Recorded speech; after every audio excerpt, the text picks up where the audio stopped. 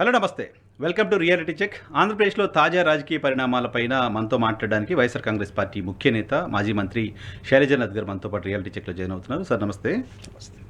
ఏంటి సార్, ఆంధ్రప్రదేశ్లో ప్రభుత్వం పైన తీవ్రమైన వ్యతిరేకత వచ్చింది. జనం అంతా మన కోసం చూస్తున్నారు, మనం ఎప్పుడు వస్తామని ఎదురు చూస్తున్నారు. జగన్మోహన్ రెడ్డి గారి మాట కొంచెం అతిశయోక్తిగా అనిపించట్లా. 18 నెలలు అయింది ప్రభుత్వం వచ్చి, అప్పుడే వైసీపీ కావాలనుకుంటారా? నిజం మాట్లాడితే అతిశయోక్తి అంటే ఎట్లా? అతిశయోక్తులు చంద్రబాబు నాయుడు చెప్తాడు. నిజానికి దగ్గరగా ఉండాలి కదా. మా సీఎం గారు, ఇప్పుడున్న మా సీఎం బాబు గారు చెప్తారు అతిశయోక్తులు. అతిశయోక్తి అలంకారాలు అక్కడ ఉంటాయి, మా దగ్గర నిజమే ఉంటుంది. ఈ రోజున చంద్రబాబు నాయుడు ప్రభుత్వం అనే కూటమి ప్రభుత్వం ప్రజల గురించి అసలు ఏమాత్రం పట్టించుకోకుండా కేవలం తమ సంక్షేమమే, అంటే తమ ఎమ్మెల్యేలు లేకుంటే కూటమిలో ఉన్న వాళ్ళు ఈ సంక్షేమాలు తప్పనిస్తే అసలుకి మినిమం రూల్ కూడా రాష్ట్రంలో లేకుండా పోయిన కాలాన్ని చూస్తూ ఉన్నాం. అన్ని వర్గాల ప్రజలు కూడా అసంతృప్తి ఉండడం కాదు, ఆందోళనతో ఉన్నారు. ఈ రోజున ఏం జరుగుతుంది ఈ రాష్ట్రంలో? ఎందుకు ఆందోళనతో ఉంటారు సార్? పెన్షన్లు పెంచిస్తా ఉన్నారు, ఇచ్చారు, బ్రహ్మాండంగా అద్భుతంగా నడుస్తుంది. ల్యాండ్ ఆర్డర్ని బ్రహ్మాండంగా చేస్తామని చెప్తున్నారు. 20 లక్షల కోట్ల రూపాయల పెట్టుబడులు 18 నెలల్లో తీసుకొచ్చామని చెప్తున్నారు. ఇవన్నీ చేసినందుకు ప్రజలు ఆందోళన ఉంటారా? అదే 20 లక్షల కోట్ల పెట్టుబడులు తెచ్చామని చెప్పినందుకు భయపడతా ఉన్నారు. ఎందుకంటే గతంలో కూడా ఇట్లాగే 18 లక్షలు, 13 లక్షలు, 6 లక్షలు చెప్తా వచ్చారు. తీరా అవి చూస్తే ఆఖరికి ఒక 16 సబ్జెక్టు కరెక్షన్ 17 వేల కోట్ల తప్ప వచ్చిన దాఖలాలు ఏం కనపడలేదు. ఆ బహుశా నేను అనుకుంటుంటాను ఆఖరికి ఆయన పెట్టిన ఖర్చు కంటే వచ్చిన ఆదాయం తక్కువేమో అనిపిస్తుంది గవర్నమెంట్కి. సో అట్లా పెద్ద మాటలు మాట్లాడుతారు కాబట్టి జనాలు భయం పోయింది. ఇప్పుడు ఆందోళన మొదలైంది, ఏమైపోతామా అని. ఇప్పుడు శాలరీస్కి అప్పు, ప్రతి నెల అప్పు పోవాలి. రోడ్లు గుంతలు పడితే గుంతలు లేవు చూసుకొని పొమ్మంటారు. అసలు హాస్టల్లో చివరికి ఆంధ్ర యూనివర్సిటీ లాంటి కూడా జనానికి బువ్వలేదు మాకని వాళ్ళు రోడ్డు మీదకి వచ్చే పరిస్థితి. రైతుల గురించి ఇంకా మాట్లాడుకోవాల్సిన అవసరం లేదు. రైతుకి ఒక్క లాభం లేదు, ఏం లేదు. ఏదన్నా టైం బాగుండి ఒక రేటు పెరిగితే కొద్దిగా పెరిగినట్లు, లేదంటే సర్వనాశనం అయిపోతూ ఉన్నారు. ₹1 కేజీ అరటి పండ్లు అమ్మిన కళని చూసాము ఈ రాష్ట్రంలో. ఇంటికి మించి ఆఖరికి 13,000 పైచీలకు కన్స్ట్రక్షన్ కాస్ట్ అమరావతిలో పెట్టి కడతా ఉంటే మా లాంటి వాళ్ళకి కానీ ప్రజలకు అర్థం కావడంలే. ఎంత పెద్దగా అసలు హైదరాబాద్ సిటీలో కూడా బహుశా పెద్ద విల్లాలు కూడా 3,000-3,500తో కడతారేమో, కానీ 13,000 12,000 చెప్పి పరిస్థితి. ఇంటర్నేషనల్ క్యాపిటల్, ఇంటర్నేషనల్ సిటీగా దాన్ని డెవలప్ చేయాలనుకున్నప్పుడు ప్రపంచం ఇంకా ఒక దేశంగా మారలేదు కదా. ఏమైనా చంద్రబాబు నాయుడు గారు ఈ ప్రపంచానికంతా తనే ముఖ్యమంత్రి అని, ఈ ప్రపంచానికంతా తను కట్టబోయి అమరావతి రాజధాని అని అనుకుంటే నేను చేయగలిగింది ఏమి లేదు. విశ్వనగరం అంటున్నారు కదా, దాన్ని విశ్వనగరంగా ఉండాలి. విశ్వనగరం అనేది అసలుకి ఇది కాన్సెప్ట్లో నాకు ఇప్పుడు ఒక నవ్వుతో కూడిన ఒక విధంగా బాధ వేస్తుంది. ఎందుకంటే ఏ నగరం కూడా ఒక ఆయన కట్టడు, దానికి బేసిక్ థింగ్స్ని క్రియేట్ చేస్తారు. తర్వాత అక్కడ జరిగే కార్యకలాపాలు బట్టి ప్రజలు దాంట్లోకి వస్తారు. వచ్చిన తర్వాత సిటీ డెవలప్ అవుతుంది. నేను హైదరాబాద్లో మెడిసిన్ ఫస్ట్ ఇయర్లో ఇక్కడికి వచ్చినప్పటికీ ఈ రోజుకి హైదరాబాద్ చెల్లేదు, వ్యాస్ట్ ఎక్స్పాన్షన్. అప్పటికి జూబ్లీ హిల్సే పెద్ద దూరమైన ప్లేస్ కోటి నుంచి. అప్పుడు దీనికే భయపడుతూ వచ్చిన జనాలు రాత్రి అయితే జాగ్రత్త పోయేవాళ్ళం అక్కడికి. మరి ఇప్పుడు ఎక్కడికి ఇట్లో 50 కిలోమీటర్లు ఉంది, ఇట్లో 100 కిలోమీటర్లు ఉంది. సో సిటీ ఎక్స్పాండ్ అవుతుంది ప్రజలతో, నీ ప్లాన్తో కాదు. ప్లాన్ వేసేసి నేను 1,00,000 మందికి ఇళ్ళు కడతాను, 1,00,000 మంది రారు. 1,00,000 మంది బతకడానికి అవకాశం ఉండాలి, అక్కడ బతుకు తెరువు ఉండాలి.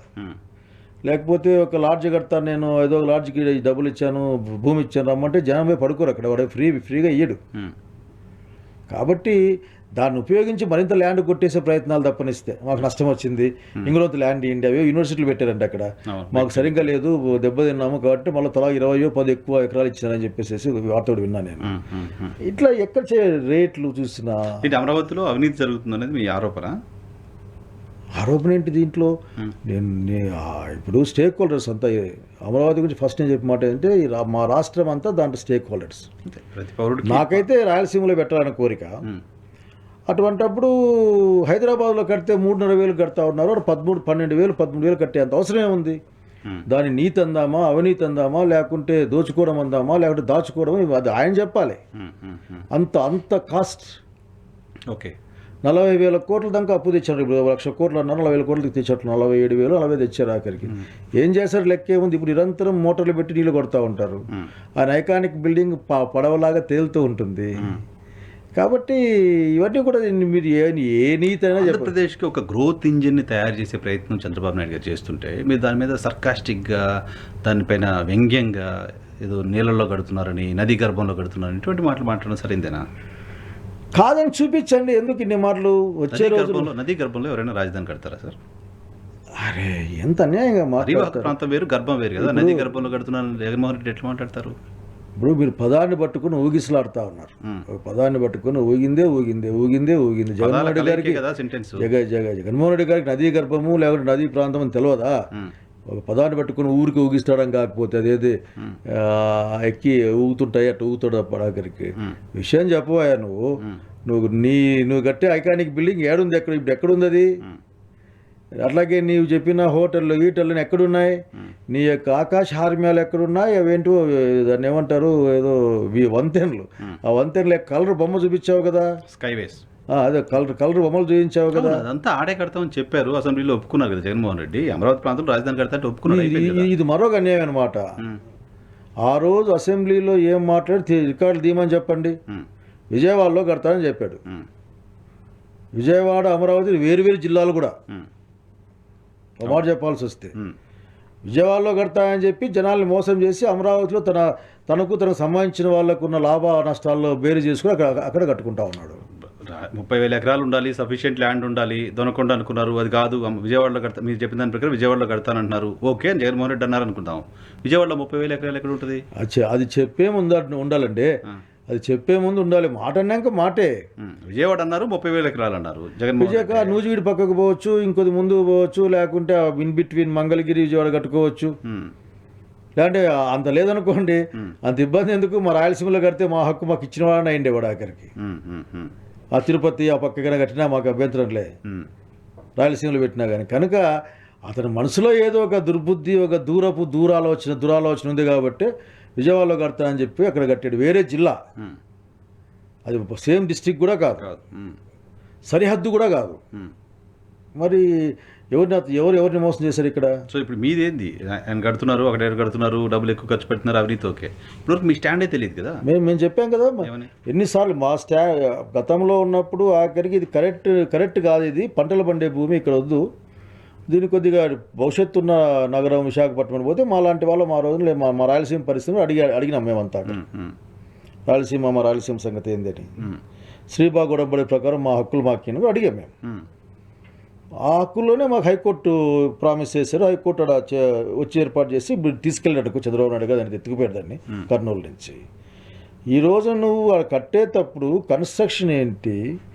అసలుకి 5-6 రిజర్వాయర్లు, 8 ఎత్తిపోతల పథకాలు, లేకుంటే 8 రిజర్వాయర్లు 6 ఎత్తిపోతల పథకాలు ఉన్నాయి అక్కడ. నంబర్ అటు ఇటు ఎక్కడన్నా కానీ నీ వచ్చి నీళ్ళు ఆపడం కోసం రిజర్వాయర్లు కట్టుకొని ఓకే ఉండనివ్వండి. మళ్ళీ ఎత్తిపోతల పథకాలు కూడా హైదరాబాద్ రిజర్వాయర్లు ఉన్నాయి, మనకు పక్కనే ఉన్నాయి, నేను కాదన్నంలే. కానీ సమస్య ఏంటంటే దానికి మళ్ళీ ఎత్తిపోతల పథకాలు నిరంతరం ఆగకుండా పంపులు. అసలుకి డబ్బులు అప్పులు ఎట్లా చేస్తున్నా తెలియదు కానీ నీళ్ళైతే ఆగకుండా కొడతారు. మీరు చూశారు కదా, మీ దాంట్లో నేను చూశాను.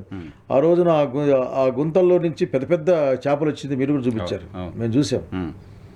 కనుక చెప్పే మాటలకి ఆ జరిగే పనికి పొంతన లేదు. రోడ్లు లేవు.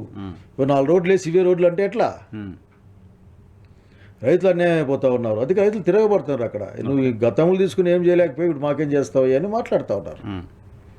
కాబట్టి అమరావతి అనే దాని గురించి నీకు అంత ఎందుకు? అది not anybody's individual property. So అమరావతికి వ్యతిరేకం కాదు ఇప్పుడు కూడా మీరు. అమరావతిలో జరుగుతున్న అవినీతికి వ్యతిరేకమా? అసలు అమరావతి ఆ ప్రాంతంలో కట్టడం పేరు ఎంత స్పష్టంగా చెప్తాను. నా వ్యక్తిగత అభిప్రాయం అడిగితే రాజధాని మాది, రాయలసీమది. మీరు మాతో మాట్లాడాలా? పోన్లే మధ్యలో ఉంటుందని విజయవాడ ఒప్పుకున్నాం. నువ్వు తెచ్చే 1,00,000 కోట్లు, 2,00,000 కోట్లు, 3,00,000 కోట్లు అందరూ కట్టాలి, మేము కట్టాలి.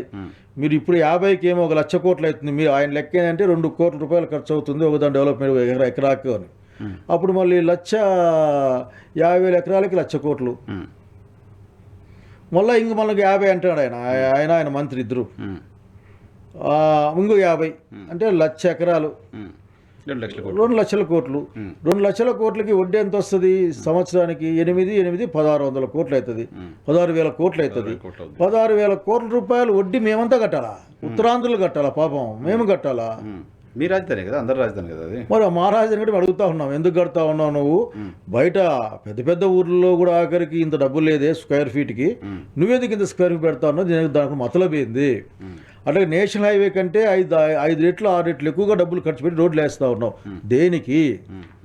ఎవరి కోసం? భవిష్యత్ అవసరాల కోసం. అంటే ఆయన విజనరీ 30 ఏళ్ళు 40 ఏళ్ళు 50 ఏళ్ళు ముందు ఆలోచించి చేస్తారు పనులని. అవునవును కరెక్టే. ఆయన బహుశా అతని గురించి 30 ఏళ్ళు ఆలోచించుకుంటాడేమో నాకు అనుమానం తప్పనిస్తే, జనం గురించి అమరావతి గురించి ఆలోచించి ఉంటానని అనుకోవడం లేదు.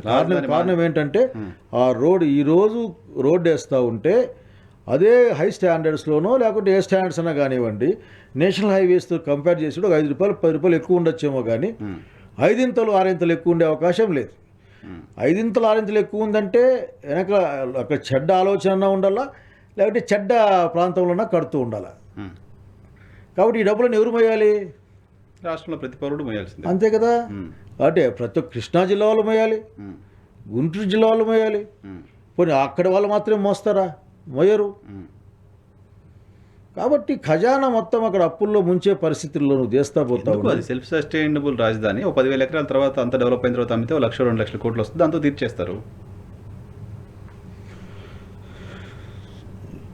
మీకు ఎట్లా చెప్పాలో నాకు అర్థం కాదు. చెప్పిన మాటే 10,000 ఎకరాలు మిగులుతుంది. మొదటి దశ రాజధాని డెవలప్ అయిన తర్వాత 10,000 ఎకరాలు అమ్మితే 1 లక్ష కోట్లు వస్తాయి. దాన్ని అది సెల్ఫ్ సస్టైనబుల్ క్యాపిటల్. అది ఏదో పెద్దగా జబ్బలు జరుచుకుని ఉంటారే, గవర్నమెంట్ ఆఫ్ ఇండియా మాకు డబ్బులు ఇచ్చింది, మా మొహం చూసే వరల్డ్ బ్యాంక్ డబ్బులు ఇస్తుంది, ఆ జపాన్లో అప్పులు ఇచ్చారు.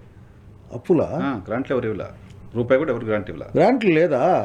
అరే నేను అట్లా అనుకోలేదు. ఎందుకంటే అక్కడంతా ఎన్డీఏ గవర్నమెంట్ ఉంది, ఇక్కడ ఎన్డీఏ గవర్నమెంట్ ఉంది కదా, నాకు తెచ్చారేమనుకున్నా. మరి అప్పులు అయితే ఎట్లా? మమ్మల్ని అడిగి చేయాలి కదా అప్పులు. అప్పులు అంటే చెప్పేదంటే అది శాశ్వతంగా రాజధాని కాబట్టి లెక్క చెప్పాలి కదా మాకు. అసలుకి నీళ్లు తోడడానికి, నీళ్ళ గురించి, నీళ్ళ మేనేజ్మెంట్కి మననే ఒక వారం 10 రోజుల కిందట నారాయణ గారు అనుకుంటాను, ఆయన పత్రికా సమావేశం పెట్టి 440 కోట్లు కేటాయించా అని చెప్పాడు. మీకు ఆశ్చర్యంగా లేదు? ఆ డబ్బులు వెలుగోడులో ఆర్ఎన్ఆర్ ప్రాజెక్టు కట్టేస్తే వెలుగొండ ప్రాజెక్టు మొత్తం క్లియర్ అయిపోయి నీళ్ళు వస్తాయి. మా అనంతపురం జిల్లా పేర్ల కెనాల్కి డబ్బులు పెడితే నీళ్ళు వస్తాయి.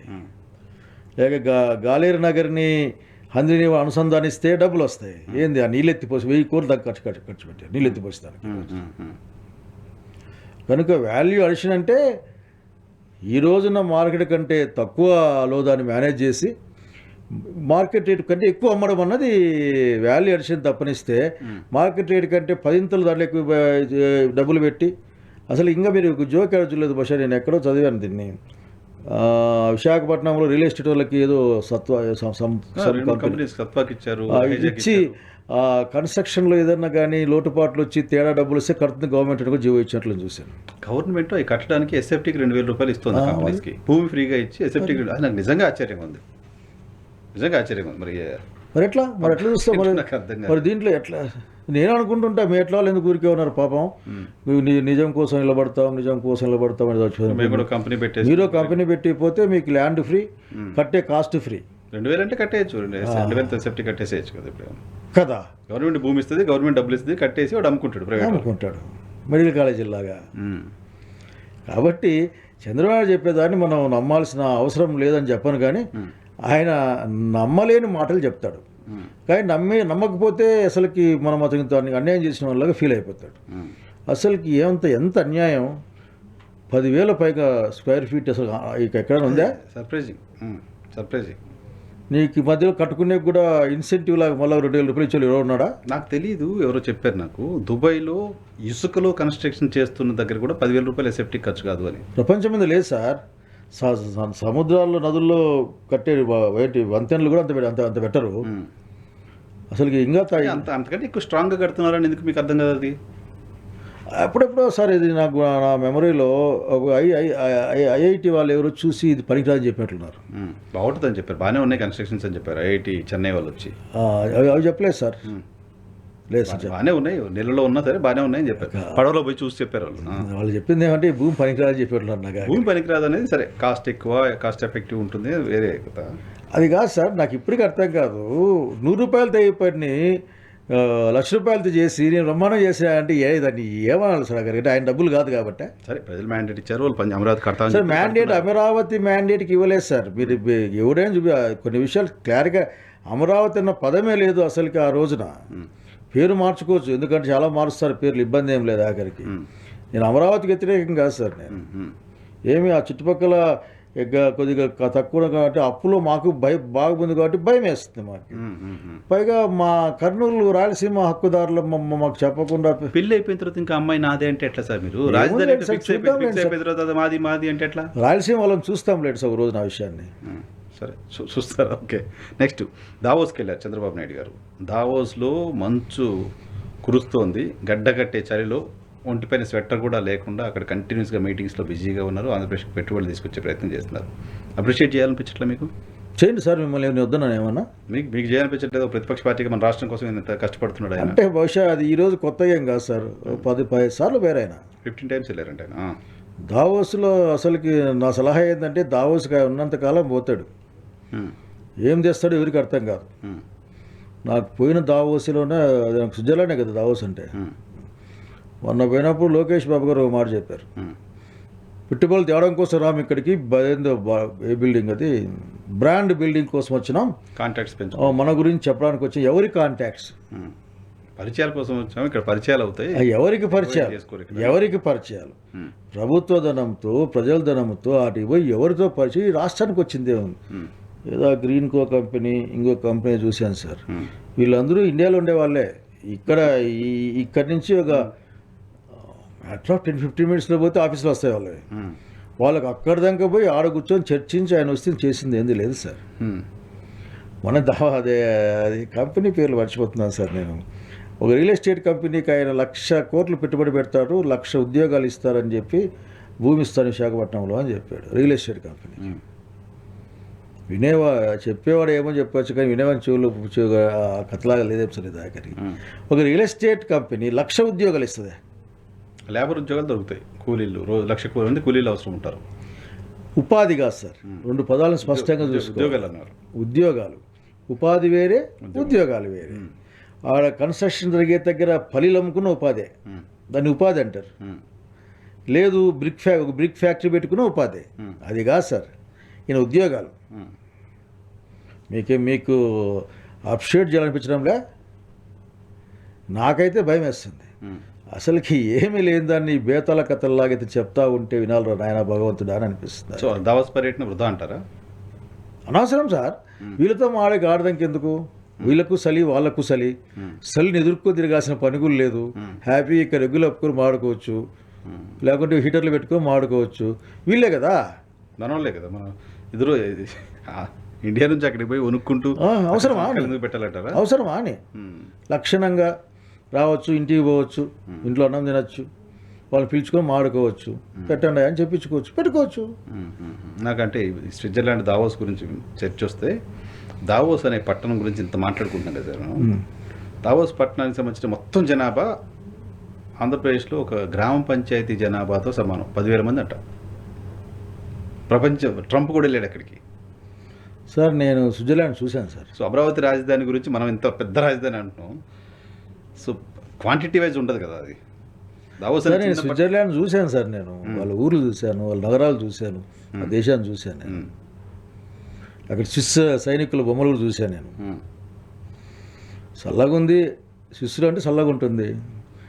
నేను ఇంకా అర్థం కాలే. ఇంకా చంద్రబాబు నాయుడు గారు, ట్రంప్ గారు ఫోటో రాలేదేం చూస్తా ఉన్నాను.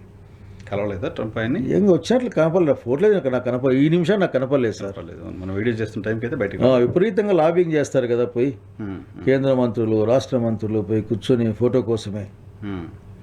అది కూడా వస్తేనే ట్రంప్ అనేవాడే స్వయంగా అమెరికా నుంచి వచ్చి అదేంది ఎయిర్ ఫోర్స్ 1 చెడిపోతే దానికి సలహాలు కూడా ఇచ్చి ఇక్కడ పిలిపించినారని కూడా చెప్తారు సార్. కనుక మనం చేయగలిగింది ఏమి లేదు సార్. సార్ చంద్రబాబు నాయుడు గారి పైన కేసులు ఎత్తివేస్తుంది ఏసీబీ కోర్టు. తాజాగా స్కిల్ డెవలప్మెంట్ కేసు కూడా ఎత్తేసారు, మద్యం కేసు ఎత్తేసారు. ఫైబర్ నెట్ కేసు ఎత్తేసారు. దీనిపై మీ కమెంట్ ఏంటి? సార్, నేను ఏవైనా సరే ఒక ఆరోపణ వచ్చినప్పుడు ముఖ్యంగా కీలకమైన పొజిషన్లో జనానికి దాంట్లో చూపించే వాళ్ళు ఉన్న వాళ్ళు దాన్ని ఆ వేలు ఎదుర్కోవాలి సార్. నేనే జడ్జి, నేనే లాయరు, నేనే తీర్పిస్తా అంటే కష్టం. అది యాక్చువల్గా బాబు గారు ఆ వయసులో అప్పుడు జైలు వెళ్ళినప్పుడు కూడా నేను అలాంటి వాళ్ళ మా అబ్బాయి పెద్ద వయసులో పోయాడని కూడా అనుకున్నాను. వయసు అనేది మన జాలి సానుభూతికి పనికి వస్తుంది కానీ విషయానికైతే కాదు కదా సార్. కనుక అదేముందని ఫేస్ చేసి ఆ కోర్టులో నుంచి ఆయన పుల్లు గడిగిన ముత్యంలాగా బయటకు వచ్చిండొచ్చు. అది ఆయన డేలాగే పుల్లు గడిగిన ముత్యం అనేది ఆయన వచ్చి బయటకు వచ్చిండొచ్చు. అట్లా కాకుండా ఈ రోజున ఒక చెడ్డ సంస్కృతి అంటే ఉన్నంతసేపు ఉండేసేసి బహుశా ఇది అతను గవర్నమెంట్ ఆఫ్ ఇండియాని చూసి నేర్చుకుంటాడు అనుకుంటున్నాను. ఎందుకంటే ఎలక్షన్ కమిషనర్లు ఏం చేసినా మళ్ళీ వాళ్ళ మీద రారు అని ఆయన రాసుకుని చేసేసారు పార్లమెంట్లో. అట్లా ఇక్కడ కూడా ముఖ్యమంత్రి ఏం చేసినా ఆయన పోయే టైం లోపల కొట్టేసుకోవచ్చు, లేకపోతే మంత్రులు కొట్టేసుకోవచ్చు. అంటే ఒక విధమైన సోషల్ స్ట్రక్చర్ పట్ల అట్లాగే రాజ్యం యొక్క నిబంధనల పట్ల జనానికి తేలిక భావం కలుగజేసేందుకోసం మాత్రమే అది ఉపయోగపడుతుంది. ఎక్కడికి పోవు సార్. మా నాయకులు చెప్పినట్లు వచ్చినాక వాడి సంగతి తెలుస్తాం అలా చెప్పారు ఆఖరికి. ఎందుకంటే ఆ రోజు జడ్జి రిమాండ్కి ఇచ్చినప్పుడు మరి జడ్జి గారు ఏదో ఉండే ఇచ్చింటారు కదా సార్ పాపం. బేస్ లేకుండా ఎవరుగా పైగా సిద్ధార్థ రుద్ర లాంటి పెద్ద పెద్ద లాయర్లు వచ్చి ఆర్గ్యూ చేస్తే కూడా చెప్పిందంటే కాబట్టి చంద్రబాబు నాయుడు గారికి మంచి అవకాశం వచ్చింది చేతుల్లోకి. తను క్లీన్ అని చెప్పుకునే అవకాశం వచ్చింది. అట్లా కాకుండా ఈ ట్యాంపర్డ్ హిజ్ ఇమేజ్. అట్లాగే అది create very bad presidents in the history of the Andhra Pradesh. ఇది కోర్టుకు పోయి సాక్ష్యాలు ఉన్నాయి లేవు కోర్టు చేసుకోవచ్చు. కోర్టు కొట్టేసేందుకోసమే ఇప్పుడు ఒకే డిపార్ట్మెంటు కేసు పెడుతుంది. ఆ డిపార్ట్మెంట్ చూసి ఆయన మారితేనే ఆఖరికి, ఎందుకంటే లా అండ్ ఆర్డర్లో ఎక్కువ భాగాలంతా సీఎం దగ్గరే ఉంటాయి, లా అండ్ ఆర్డర్ అంతా. మరి ఆయనకి లేదు, ఆయన లాయరు, ఆయన ఎవిడెన్స్ కలెక్ట్ చేస్తాడు, ఆయన అన్నీ చేస్తాడు. పైగా కోర్టు కొట్టేస్తుంది. కోర్టు కొట్టడం కంటే వీళ్ళు కేసు వద్దని చెప్తే కోర్టు దాన్ని తీసేసింది. కోర్టు విచారం చేసి తీసేలేదు సార్. కేసు రిపోర్ట్ పోలీసులు వేశారు, కంప్లైంట్ చేసిన వాళ్ళు మాకు అభ్యంతరం లేదని చెప్పారు, తీశారు అంతే. సో ఇదంతా కూడా మంచి ఇటువంటి చెడ్డ సాంప్రదాయాలని పెట్టడం తప్పు సార్. దాని పర్యవసానమే, అటువంటి వాటి పర్యవసానమే ఈరోజు ఆంధ్రప్రదేశ్ రాష్ట్రంలో జరుగుతున్న విచ్చలవిడి హింస, ఒక హింసాత్మకమైన వాతావరణం. అట్లా అఫీషియల్స్ దగ్గర ముఖ్యంగా కొద్దిమంది పోలీస్ ఆఫీసర్లు కానీ లేక తెలుగుదేశం పార్టీ నాయకులు కానీ అంటే ఏమి కాదులే, కేసులు అయినా కానీ ఏం కావులే, కొట్టేయించుకుంటాంలే అనే విధంగా ఉండడం. ఎమ్మెల్యేలు లాంటి వాళ్ళు కూడా ప్రత్యక్షంగా వాళ్ళతో నిందితులు లేక నేరస్తులతో చట్టం పట్టిస్తూ తిరగడం. ఇవన్నిటికీ కారణం ఏంటంటే ఇట్లా పై లెవెల్లో ఉన్న వాళ్ళే దీన్ని ఇంత ఈజీగా క్రైమ్ను కొట్టేస్తారు అనుకున్నప్పుడు మమ్మల్ని చూసుకుంటారులే అనుకుంటుంటారు సార్. సో ఇది టోటల్గానే పర్కులేటింగ్ గ్రౌండ్ లెవెల్కి పర్కులేట్ అవుతూ ఉంది. ఓకే, అది నష్టం సార్. అది చంద్రబాబు నాయుడు ఈ నిమిషానికి ఆయనకి బాగా అనిపించచ్చేమో కానీ ఆయన ఈ జనము మనం అందరం కూడా ఎందుకు సార్ చంద్రబాబు నాయుడు గారి పైన అంతకుముందు కూడా చాలా కేసులు ఉన్నాయి. ఆయన ఫస్ట్ టైం ముఖ్యమంత్రిగా పనిచేసినప్పుడు నాకు గుర్తుండి ఉన్నాయి సార్, చాలా ఉన్నాయి. ఎక్కర కుంభకోణం ఉంది, ఏలేరు భూముల కుంభకోణం, ఆవుకు మీ కర్నూలు జిల్లాకు సంబంధించి ఆవుకు సంబంధించిన టెండర్లు, రకరకాల కేసులు ఉన్నాయి ఆయన పైన. అప్పుడెప్పుడు ఆయన ప్రయత్నం చేయాల, ఇప్పుడు ఎందుకు ఆయన కేసులు? బహుశా అంటే మీరు ఆ యాంగిల్లో చూసినప్పుడు సార్, ఇప్పుడు చంద్రబాబు నాయుడు గారి యొక్క ఆలోచన ధోరణి మారింది సార్. జనం లేదు, జనం బాగోగులు లేవు. ఎవరెట్టు పోతే నాకేంటి, నేను బాగుండాలా, అలాంటి నా పనులు చేసుకో, నాకు మనస్తత్వం ఆ కూటమి ప్రభుత్వంలోనే ఉంది. ఎవరు సమాధానం చెప్పరు మీకు, మీరు ఏమడిగినా సమాధానం చెప్పరు. ఇంకో విషయం మాట్లాడతారు, ఇంకో విషయం వెళ్ళిపోతారు అంతే. అంతేగాని ఇదెందుకు అడిగితే చెప్పరు. ఉదాహరణకి అదే సీజ్ షిప్ కేసు ఒకటి ఉండే, అదే సీజ్ ద షిప్ అని పెద్దగా తిరిగింది ఆ రోజుల్లో. మీరు కూడా బాగా తిప్పారు. షిప్ లేదు, సీజు లేదు, ఏముంది తెలియదు, అసలు ఏమైంది తెలియదు. కాబట్టి ఎప్పటికప్పుడు వచ్చేసేసి ఇప్పుడు మొన్న కోర్టులో ఒక డిపార్ట్మెంట్ మాకు డబ్బులు జీతాలు ఇచ్చేకి, పంచాయతీరాజ్ డిపార్ట్మెంట్ డబ్బులు ఇచ్చే జీతాలు లేవన్నారు. మరి వీళ్ళ పాపం వాళ్ళకి చిన్న చిన్న పదవులు కదా సార్ పాపం. డెమోక్రసీలో మూల స్తంభాలు లాంటి వాళ్ళు. జీతం కాదు, గౌరవ వేతనం. రెస్పెక్ట్. ఈ మంత్రులు ఎమ్మెల్యేలు అంతా ఒక సంవత్సరం పాటు గౌరవ వేతనం మానేస్తే వాళ్ళకి పోతుంది. వాళ్ళకు కూడా అవ్వట్లేదు అనుకుంటా. మన ఇప్పుడు దీపక్ రెడ్డి గారు అని కార్పొరేషన్ ఎమ్మెల్యే కూడా ఇవ్వడం లేదా? దీపక్ రెడ్డి నేను ఎమ్మెల్యే గురించి మాట్లాడుతాను సార్, కార్పొరేషన్ ఎమ్మెల్యేలకు వస్తుందేమో లేదు, గ్రీన్ ఛానల్ ఏమో. అంత ఎందుకు సార్, ఆఖరికి ఈమాన్లు తిరుగుతారు కదా వీళ్ళు. మాట్లాడితే అనంతపురం హైదరాబాదు విజయవాడ హైదరాబాదు, అవసరమైతే ఇంటింటికి టెంపుల్కి బండ్లు, రకరకాలుగా హెలికాప్టర్లు ఈమాన్లు వాడతారు కదా సార్. డబ్బులు పెట్టినా భవిష్యత్తు కొంత జీతం వచ్చేస్తాయి. అవును, అది ఎంత ఎత్తుంది సార్, 10,000 జీతం తక్కువ సార్. ఇవ్వాలి వారికి, అది కూడా ఇవ్వలేని పరిస్థితిలో పంచాయతీరాజ్ డిపార్ట్మెంట్ ఇవ్వలేని పరిస్థితి. అప్పులు తెచ్చారు కదా సార్ 3 లక్షల పైన. మరి ఏం చేశారు, ఎవరికి ఇచ్చారు, ఏం చేశారు? అమరావతి కడుతున్నారు, 60-70 వేల కోట్లు ఇప్పటికే టెండర్లు పిలిచినారు. చాలా మొన్న ఏదో లెక్క అయితే 47,000 కోట్లు అన్నారు. 47,000 కోట్లు టెండర్ పిలిచారు, మిగతా ఇంకా ప్రాసెస్లో ఉన్నాయి. పెన్షన్లు ఇస్తున్నారు, రోడ్లన్నీ బాగు చేస్తారు. సార్ అమరావతి మాకు కూడా చూపిస్తే బాగుంటుంది సార్. చూపిస్తారండి, పోతారు, చూపిస్తారు. ఏంటి జగన్మోహన్ రెడ్డి గారి పాదయాత్ర సంగతి ఏంటి? జగన్మోహన్ రెడ్డి గారు జనం మనిషి సార్. జనం కష్ట సుఖాలను అతను ప్రత్యక్షంగానే చూస్తాడు, వాటిని ఫీల్ అవుతాడు, వాటిని తీర్చే ప్రయత్నం చేస్తాడు. ఈరోజు ఈ కూటమి ప్రభుత్వం, చంద్రబాబు నాయుడు గారి ప్రభుత్వం సాగిస్తూ అనేకమైన అరాచకాలు సమాజం మీదనే, ఎవరిని పట్టించుకోకపోవడం, విచ్చలవిడిగా సహజ సంపదలను కొల్లగొడుతుండడం, ఎవరైనా బెదిరిస్తే చివరికి మొన్న నిన్ననే చూశాను నేను, ఆ పిన్నెల్లి గ్రామంలో ఇప్పటికి కూడా 300 కుటుంబాలలో రోడ్డు మీద ఉన్నారు, లేకపోతే బయట తెలంగాణలో బతుకుంటున్నారని చెప్పారు. చూసే భార్యను చూసేపోతే కూడా కొట్టి చంపేశారు. మరి ఇవన్నిటికి ఆఖరికి జనంకి భరోసా ఇవ్వడానికి, అట్లాగే వాళ్ళకు వాస్తవ పరిస్థితులు గమనించడానికి ప్రజలకు ధైర్యం, దాంతోపాటుగా is a man of the people sir అంతే ఆఖరికి. సో తొందరలోనే మొదలు పెడతారు పాదయాత్ర అనేది. అధికారం లేనప్పుడేమో పాదయాత్ర చేసి జనాల దగ్గర ఉంటారు, అధికారంలోకి వచ్చిన తర్వాత తలుపులు వేసుకుని ఎవరిని కలవకుండా ఉంటారు. ఆయన అదే మీరు ఎక్కువ తెలుగుదేశం పార్టీ మీడియా మాయలో ఉన్నారు సార్ మీరు. సార్ నేను జర్నలిస్ట్గా వాళ్ళ వర్షన్ కూడా అడగాలి కదా. నిజం కదా, మీ పార్టీ కార్యకర్తలు జగన్మోహన్ రెడ్డి మాకు కలవట్లేదు, దొరకట్లేదు అనుకున్న మాట నిజం కదా? అధికారంలో ఉన్న సమయం నిన్ననే ఎవరు చెప్పారు, తెలుగుదేశం జస్ట్ నిన్ననేనా అయిపోద్దు నాకు ఈరోజే ఏందో నా తెలుగుదేశాల పేరు చెప్తే మళ్ళీ అతను ఇబ్బంది పడతాడు. ఏందో బాగున్నావు నాయన అంటే ఆఖరికి ఏం బాగో సార్, అసలుకి అన్యాయం అయిపోయినాం సార్. ఏమన్యాయం అయిపోయారు అంటే ఇంకొక పెద్ద లిస్ట్ అది కూడా ఏమన్యాయం అయిపోయాడు. పర్లేదు మీ పార్టీ కదా, పాడుకోపో ఆఫీస్ పోవా అని చెప్పిన. ఏదో అంటారు సార్, ఆఫీస్కి రమ్మన్నాడు, ఎవరు మాట్లాడారు సార్. ఇవన్నీ మాటలు ఉంటాయి. ఈరోజు నేను పోయిన తర్వాత నేను చూస్తున్నాను కదా, రోజు వందలాది మందిని కలుస్తారు. అది అంత ఓపిక్గా జనాలకి ఫోటో నేనన్నప్పుడు అసలుకి పోతేనే ఒక గ్రూప్ ఫోటో, మళ్ళీ వాడే సెల్ఫీ, మళ్ళీ సింగిల్ ఫోటో, షేక్ హ్యాండ్ ఇస్తూ ఫోటో. అసలు అంతగా క్యాడర్ కోసం, జనం కోసం నిలబడిన లీడర్ నేను ఇతను చూశాను సార్. నాకు చాలామంది నాయకులు తెలుస్తారు నాకు. ఓకే, ఇట్లా పోతుంటే ఫోటో తీస్తుంటారు. ఇట్లా కాకుండా ఒక మనిషికి 4-5 యాంగిల్స్లో ఫోటోలు అడుగుతుంటే ఇచ్చి, వాళ్ళు చెప్పిందంతా విని, నిన్న పిన్నెల్లి బాధితులు వచ్చారు, దాదాపు 1.5 hours మాట్లాడారు. అన్నీ విన్నాడు. నేను వెనక వింటూ అక్కడే ఉన్నాను. అక్కడ అది అబద్ధం సార్. అది ఏంటంటే ముఖ్యమంత్రి అన్నప్పుడు కొద్దిగా సెటప్ వేరే అయిపోద్ది సార్. రాజశేఖర రెడ్డి గారు జనంలోనే తిరిగేవాడు కదా, రాసుకు పూసుకొని. ముఖ్యమంత్రి అయినాక టైం తీసుకోవడము, పోవడము, ఇవన్నీ ఉంటాయి సార్ దాంట్లో. అది సిస్టమ్ అది. కనుక ఈ చంద్రబాబు నాయుడు గారి కంటే చాలా 1000 రెట్లు బెటర్గానే కలిసి ఉంటాను నేను అనుకుంటున్నాను సార్. మరి ఎందుకు ఆ విమర్శ వస్తుంది సార్? అట్లా ప్రాపగాండా చేస్తారు సార్. ఇప్పుడు ఉదాహరణకి రెవెన్యూ మన జరుగుతుంది, అది ల్యాండ్ సర్వేలు ఎన్ని మాట్లాడారు, అయిపోయింది. మీ భూమి అంతా జగన్మోహన్ రెడ్డి చేతిలో అంతా ఎత్తిపోయింది, ఏమి లేదు. ఆఖరికి బేరని చెప్పారు కదా, అంతా మీది కాదు, అది కాదని. నేను కూడా ల్యాండ్ హోల్డరే కదా సార్, నాకేం నష్టం రాలేదు సార్. కాకపోతే జగన్మోహన్ రెడ్డి గారు బొమ్మ ఉంది కాబట్టి ఆయనకి ఇష్టం లేకపోయిండొచ్చు, అంతే తప్పనిస్తే.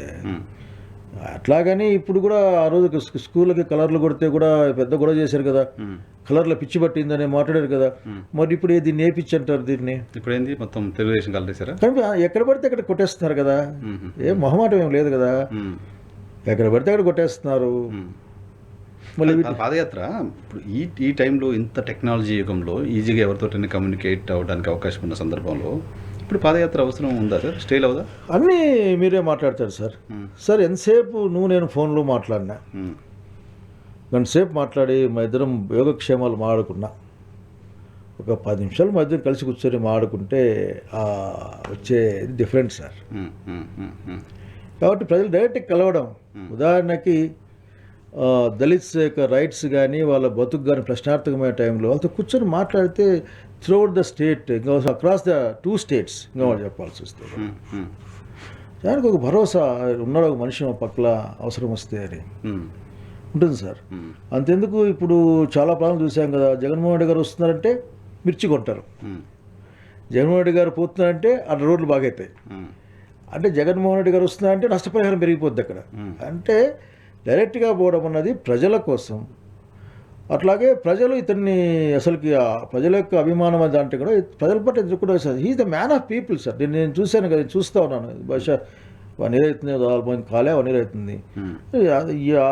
అసలు నాకే సార్ ఇన్ని వందల మంది అసలుకి ఏంది అసలుకి అని జగన్మోహన్ రెడ్డి గారి గురించి సార్ నేను చూసిన దాంట్లో లేదంటే, నీకు పెద్ద పార్టీలో పదవి కావాలరా, జగన్మోహన్ రెడ్డి గారితో ఫోటో కావాలని అడిగినా అనుకో సార్, మాకు జగన్తో ఫోటో చాలే అనే వాళ్ళే ఎక్కువ మంది ఉంటారా. 90% నాకు కూడా తెలియదు సార్. నేను కూడా మొన్న ఎప్పుడో సరే నాకు ఒక ఫోటో అంటాను నాయకరికి ఏంటంటే అక్కడికి వచ్చిన జనాలు పదవే ఫోటోరా అన్నామనుకో, పదవదిలే సార్ ఫోటో ఇప్పిస్తా అన్న ఫోటో ఇప్పించండి సార్ అని. అసలుకి మొన్న ఒక పిల్లోడిని కల్పించాను సార్ నేను అబ్బాయిని. అసలు ఈ ప్రపంచాన్ని జయించినంత ఆనందం ఆ పిల్లోని మొహంలో ఉంది. జగన్మోహన్ రెడ్డి గారు కలిసి ఒక షేక్ హ్యాండ్ ఇచ్చి ఫోటో తీస్తే అసలుకి ఆ ఫోటో చూపించినారు. అసలు మొహం అంతా వెలుతురుతో వస్తుంటే అట్లా వెలుతురు అయిపోయి. కాబట్టి అది చాలా గొప్ప లక్షణం సార్. నేను అనుకోవడం అసలుకి ఆ విషయంలో నోబడీ నియర్ ఫ్యూచర్లో కూడా nobody is competing with him.